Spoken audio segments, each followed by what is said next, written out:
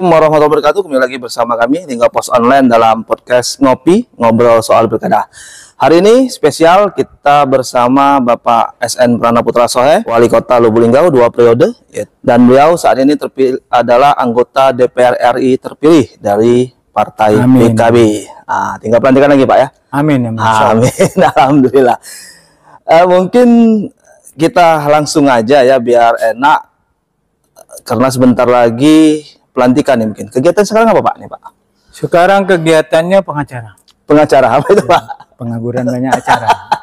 Itu ngurus-ngurus cucu. Oh, urus cucu. Nah. Ya tapi juga tidak habis-habis juga aku nih. Hidup aku nih, ya tidak tegawi. Yang urusan politik. Urusan politik. Jadi selesai 2018, 2020, selesai 2020, 2024. Ini 2024 lanjut lagi. Lanjut lagi. Itulah gawe aku. Urusannya di politik, ya, Pak ya. Iya. Jadi nanti tetap mobile, Pak ya.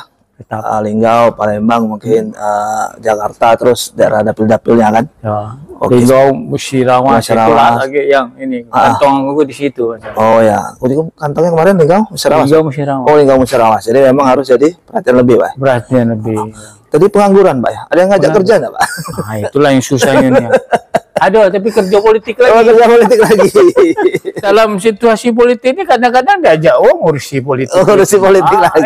Iya. Iya, jadilah pokoknya.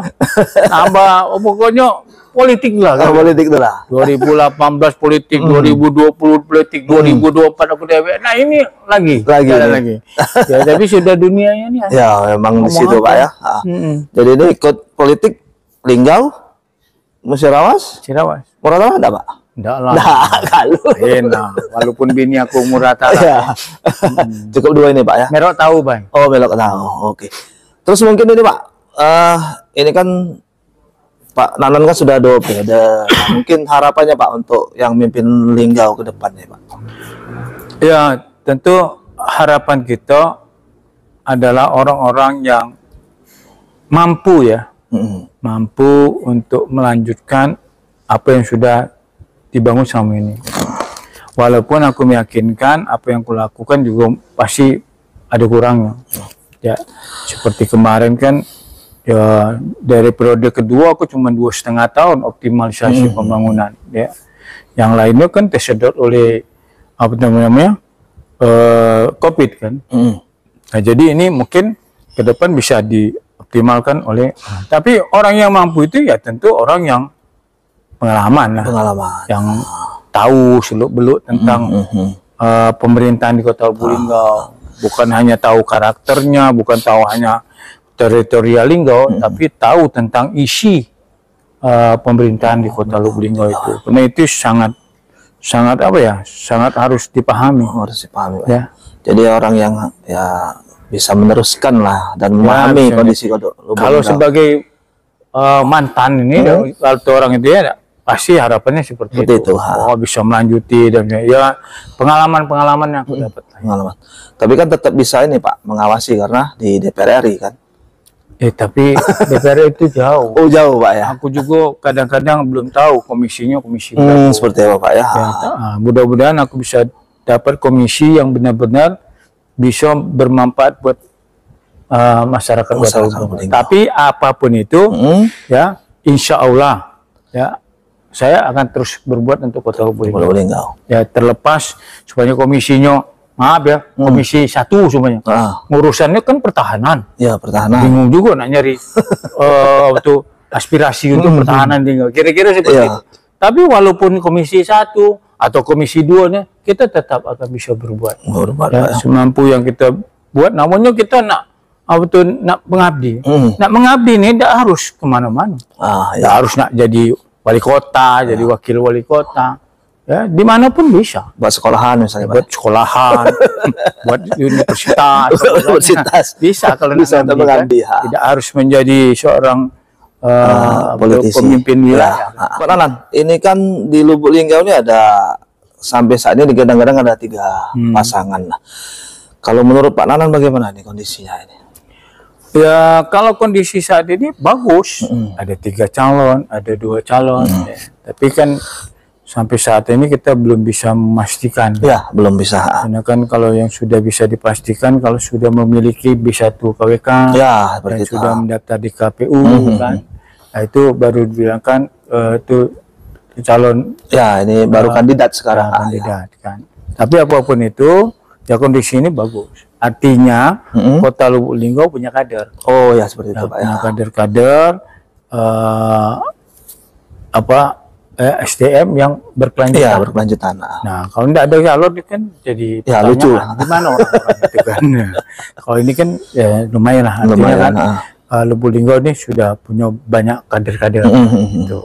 Jadi seperti ini Pak. Jadi kan Pak Nanan 15 tahun nih sudah.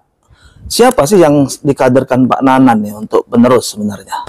Ya, jadi kalau kata orang itu ya, kalau jadi pemimpin itu harus mengkaderkan, ada yang harus dikader. Ya, pemimpin yang sukses memiliki kader seperti itu. Dari kepemudaan dulu aku sudah banyak yang dikader. Ya, ada yang sukses, ada yang tidak sukses, ada yang berlanjut, ada yang tidak berlanjut. Ya, banyak contoh. Dulu ada kawan aku namanya almarhum Peri FJ. Oh, ya. Pertama sekali itu ada Hasbi Asyidiki. Pak Hasbi ya. Kemudian juga ada Rodi Wijaya. Rodi Wijaya. Jadi dan ada juga kader-kader lain tapi yang tidak terlalu menonjol. Ada juga yang wan prestasi kan. Macam-macam banyak kan. Ada juga yang jadi penyanat ya. Macam-macam ya. Menakuni lah berapa kader kan. Ya. Nah, tapi itulah namanya kita sebagai orang yang berusaha untuk mengayomi dan itu tadi kan. Ya, tapi alhamdulillah kader-kader itu bermunculan sekarang.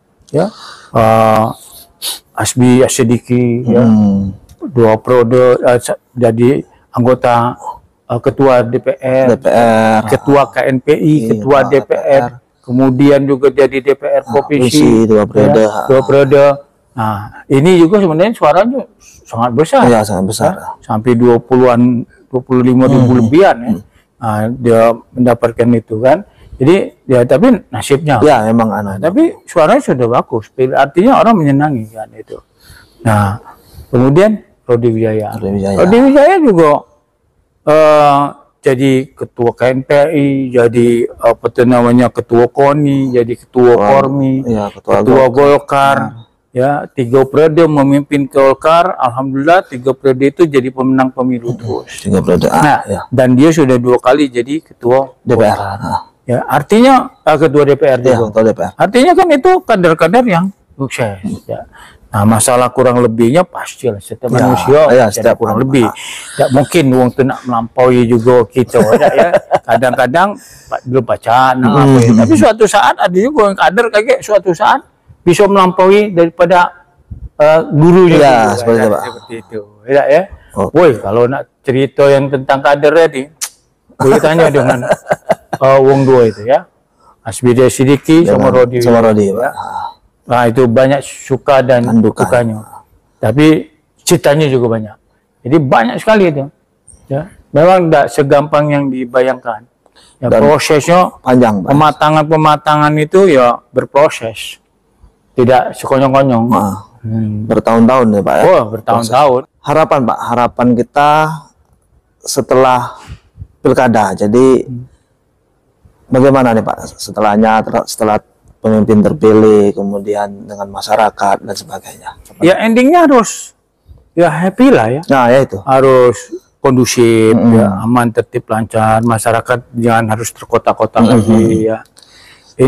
Itu yang harapan kita. Karena aku juga terus terang ya, ini aku sampaikan ya, Endang ya. Aku ini pribadi ya, sudah ngalamin pilkada ini hampir 8 kali, 6-7 kali. Mertua aku 2 kali, aku dewek 4 kali. Kalah di wakil dulu. Iya, kalah di wakil. Mertua aku di Musirawas ya, 4 kali. Kemudian alhamdulillah bantu-bantu tante di Musirawas. Iya, di Musirawas. Jadi lah berapa tuh? 7. Kemudian pilkada sekali ini tadi kan, tapi pilkada bini aku dulu ada juga kan. Nah itulah pengalaman yang aku lalui dewek langsung ya, berkaitan dengan dan alhamdulillah setelah pilkada setelah ini sudah kita menyatu. Oh, bisa menyatu lagi. Ya masa pemimpin kita di pucuk Pak Prabowo ya dengan Pak Pak Jokowi, sudah menunjukkan, mencerminkan hal yang positif. Kok kita di bawah memberikan contoh yang bagus juga kan. Jadi ikutlah di atas gitu. Nyatu karena tujuan utama kita adalah untuk membangun Kota Lubuk Linggau kita yang kita cintai. Ya, jadi ya saling mendukung lah. Ya, walaupun ya pasti kalau ada yang kalah menang itu biasa ya, pasti ada lah hal itu. Tapi jangan berlarut-larut. Ini yang kita harapkan ke depan, mudah-mudahan tidak terjadi hal yang tidak kita inginkan. Karena Pak Nanan juga pernah kalah kan seperti itu. Oh pernah, aku pernah kalah. Pernah kalah. Mertuaku kalah sama Obe seperti aku yang kalah. Ya kan? Nah, bukannya tidak pernah, berkali menang terus. Mertua kalah sekali, kalah kedua kali, aku kalah sekali jadi wakil, 3 kali bertahan terus berturut. Baru menang. Oh iya. Kira-kira. Ya. Jadi tahu rasanya kalah, tahu rasanya menang. Tahu. Itu. Jadi sudah terbentuk gitu Pak ya. Wah, paham. Proses dulu itu. Jadi bukan dari proses. Aku dulu jadi wakil dulu. Proses. Jadi begitu aku jadi wali kota, aku sudah tahu kalau. Tinggal nyalani apalagi dulu di organisasi kan. Alhamdulillah organisasi untuk KNPI kan. Jadi ketua sepak bola juga pernah, ketua balap motor juga pernah. Alhamdulillah. Punya koran pernah. Nah, punya media juga sudah. Jadi proses itu yang membentuk kita mengarah kepada kemampuan kita. Nah, kalau proses-proses itu tidak terlalui, maka sulit untuk mengukur tingkat kemampuan kita. Nah, ini banyak contoh sudah. Ya. Wong sukses itu mana ada wong sukses langsung beda. Ya, ada instan prosesnya ya. Jadi apalagi untuk jadi pemimpin. Jadi pemimpin itu prosesnya mesti banyak yang dilalui. Harus ada ya sedih dan senang ya Pak ya. Oh iya. Oke, terima kasih Pak Nanan atas waktunya. Demikian podcast kami hari ini dengan Pak SN Pranaputra Soeh. Biasa kita sapa dengan Pak Nanan. Apabila Anda menyukai video ini, silakan bagikan dan like. Wassalamualaikum warahmatullahi wabarakatuh. Waalaikumsalam warahmatullahi wabarakatuh.